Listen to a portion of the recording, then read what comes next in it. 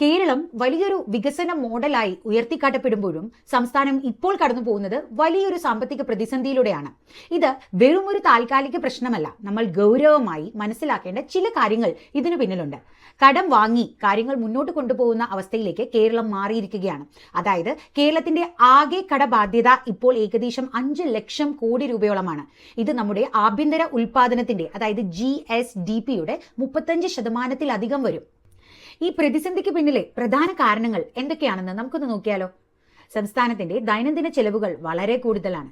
ആദ്യമായി നോക്കേണ്ടത് committed expenditure, അതായത് സർക്കാർ ജീവനക്കാരുടെ ശമ്പളം, പെൻഷൻ, മുൻപ് എടുത്ത കടങ്ങളുടെ പലിശ എന്നിവ നൽകാൻ മാത്രം നമ്മുടെ ആകെ റവന്യൂ വരുമാനത്തിന്റെ 77% ചിലവഴിക്കേണ്ടി വരുന്നു.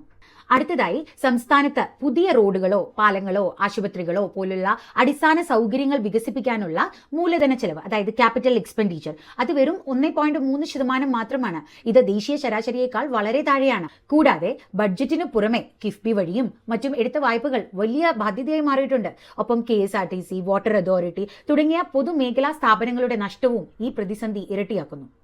കേന്ദ്ര വിഹിതത്തിലുണ്ടായ കുറവും വാറ്റ് നിർത്തലാക്കി GST കൊണ്ടുവന്നതും എല്ലാം കാര്യങ്ങൾ കൂടുതൽ വഷളാക്കി. ചുരുക്കത്തിൽ പറഞ്ഞാൽ ഉൽപാദന മേഖലകളിൽ നിക്ഷേപം നടത്താതെ വായ്പ എടുക്കുന്ന പണം മുഴുവൻ ശമ്പളത്തിനും പലിശയ്ക്കും വേണ്ടി മാത്രം മാറ്റിവെക്കേണ്ടി വരുന്നതാണ് ഇപ്പോൾ കേരളം നേരിടുന്ന യഥാർത്ഥ പ്രതിസന്ധി.